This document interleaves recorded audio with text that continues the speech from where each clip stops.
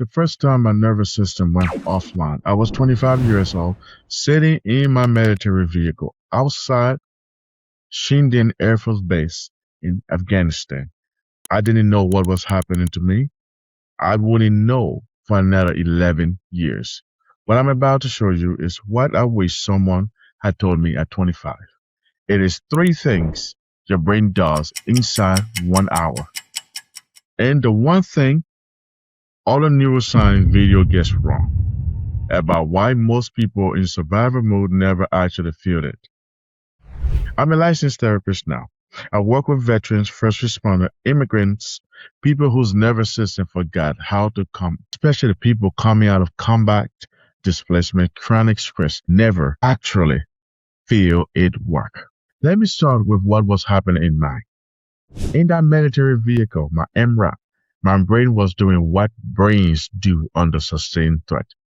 The amygdala, the part of your brain that scans for danger, was firing non-stop. Stress hormones were floating in my system, and every time I came back to base alive, the pathway between threat and survival got physically stronger, faster, easier to activate the next time. There's a name for this, and it is called long-term potentiation. Neurons that fire together, wire together. That's not a metaphor.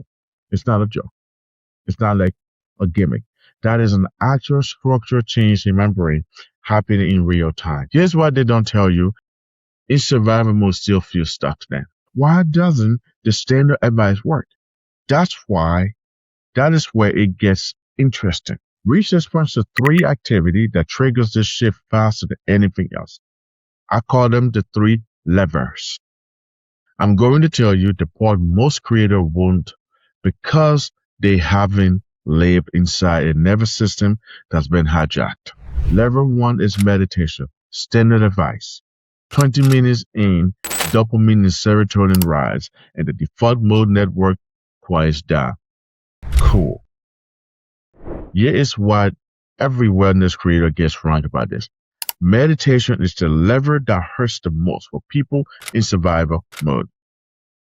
If your body learned that stillness wasn't safe, if you spend years scanning for the next threat, closing your eyes and sitting still isn't relaxing. It is exposure or exposing. I tried to meditate at 24 and ended up more activated than before I started. Okay, I don't start there. Start with movement-based grounding. Walk, wash dishes slowly. Feel your feet on the ground, on the floor. Earn stillness by giving your body something to do first. Then sit. Lever 2. Focus learning. Engage deeply with something new. Neurons encoding it wired together faster. Memory strengthening, standard advice. What they don't tell you? Passive scrolling does not count. Here's a deeper move.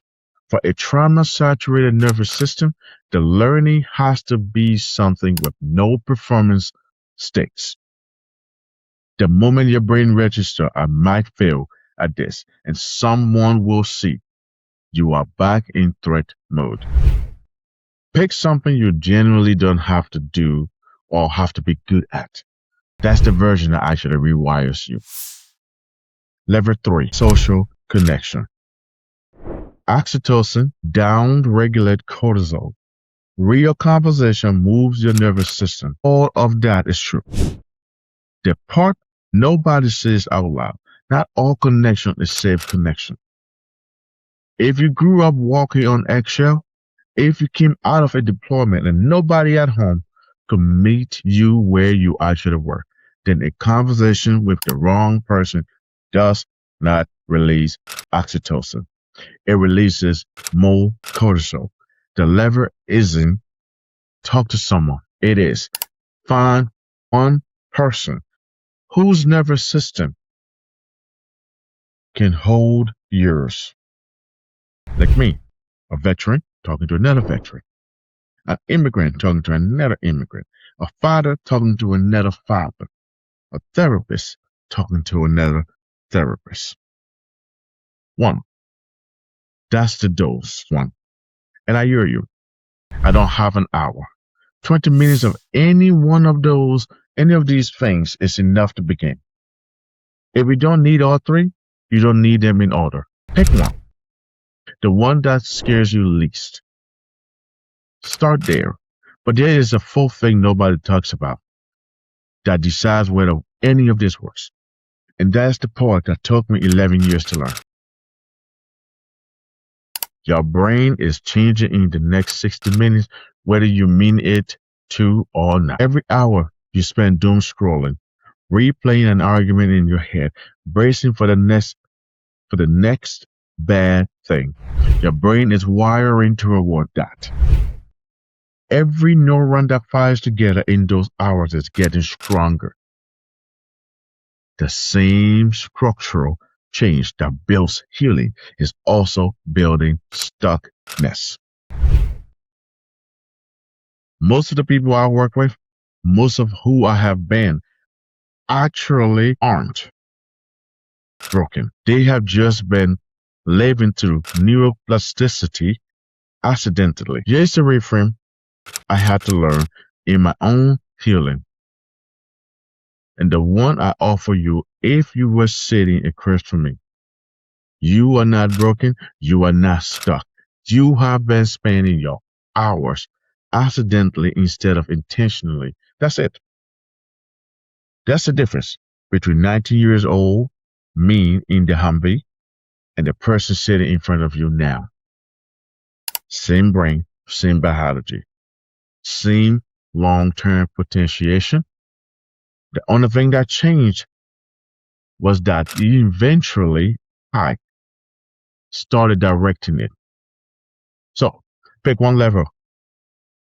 Movement, learning you can fail at, learning you cannot fail at, Unsafe conversation, 20 to 60 minutes, phone face down.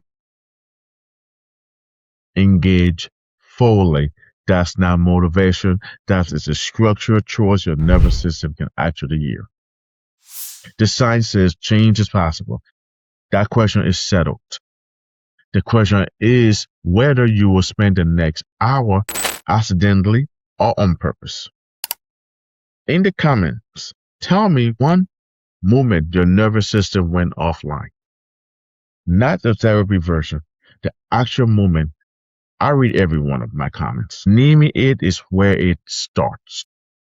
Healing. And if this is the kind of content you want more of, nervous system signs from someone who lived it, not just someone who only read about it or learn about, subscribe.